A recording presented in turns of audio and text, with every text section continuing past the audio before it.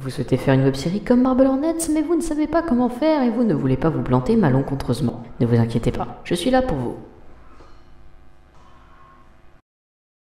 N'abusez pas des distorsions. Si on les entend trop fort, ça risque de gêner et surtout d'effacer totalement l'effet de peur.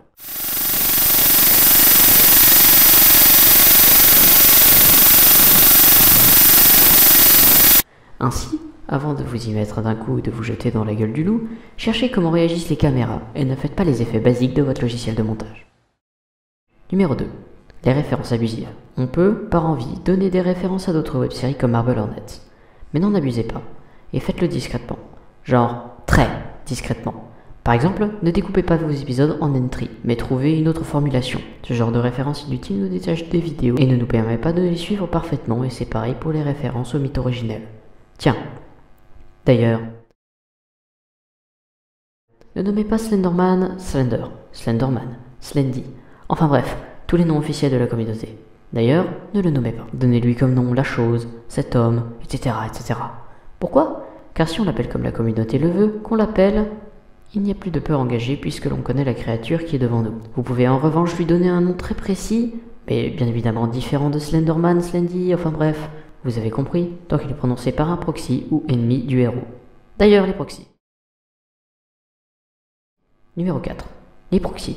Combien? Eh bien, je serais tenté de dire pas plus que 1.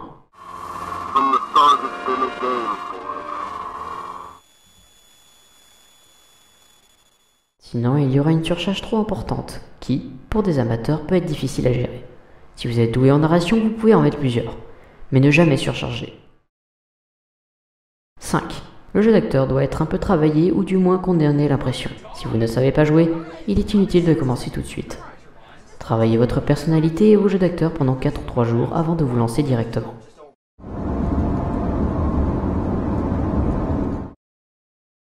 Numéro 6. Chaque message, chaque détail, chaque petit poil de cul a un intérêt et qui sert à quelque chose. Il est inutile de créer un proxy qui mettra des messages comme def, follow, etc. etc. Ces messages n'ont pas d'utilité. Il suffit qu'un proxy ait généralement la nationalité du pays dans lequel il se trouve. Sinon il est dans l'illégalité et la série s'arrête assez vite s'il n'a pas de papier. Lol, il parle français, si vos personnages sont français. Pourquoi il se ferait chier à parler dans une autre langue? Numéro 7. Ne soyez pas répétitif. Il faut souvent apporter de nouveaux concepts, de nouvelles idées, permettant de renouveler le tout. Par exemple, changer ou apporter de nouveaux lieux permet de mieux se retrouver au niveau de l'horreur, car les lieux présentés ne sont pas connus du public, et donc peut ruisseler d'objets étranges et de pièces étranges, dont chaque coin peut cacher notre ami Slenderman. D'ailleurs, ne négligez pas Slenderman. Ne pensez pas que le fait que Slenderman fasse votre taille est cautionnable.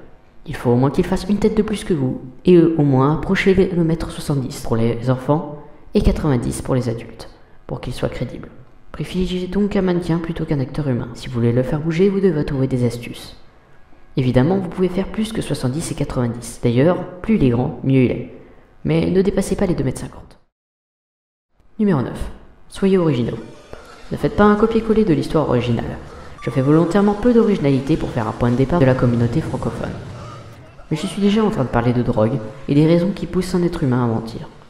Trouvez une subtilité qui fera de vous un immanquable de la communauté.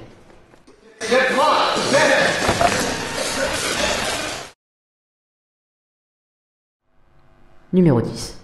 Le nom de la série ne doit pas être compliqué et ne doit pas être cliché. Is Behind You, Darkman ou d'autres trucs du genre sont clichés et ne détachent de l'objectif de base de votre série. Le nom peut être français et c'est même conseillé pour la cohérence de la série. Numéro 11. Celui-ci est un peu spécial. Pas de HD. Oui, c'est bizarre, mais pourtant vrai. On n'a pas tous les moyens de s'acheter un Canon 600D. On a tous les moyens qu'on a, et c'est d'ailleurs pour ça que Marble Hornets a longtemps refusé de mettre de la HD dans ses épisodes. Et il ne l'a d'ailleurs jamais fait. Voilà, cette liste totalement subjective est terminée. Et maintenant, c'est à vous. Oui, prenez la caméra et créez. Les meilleures web-séries seront citées en fin de vidéo, et comme jusqu'à maintenant il n'y a que moi qui fais ça, à ma connaissance, eh bien je me cite. Allez voir Sinudé. Même si un abonné me parle souvent d'une série qui commencera bientôt. Je partagerai sa série dès qu'elle aura vraiment commencé, et qu'elle aura évité des petits défauts que j'ai cités ici. Merci d'avoir regardé, et à la prochaine.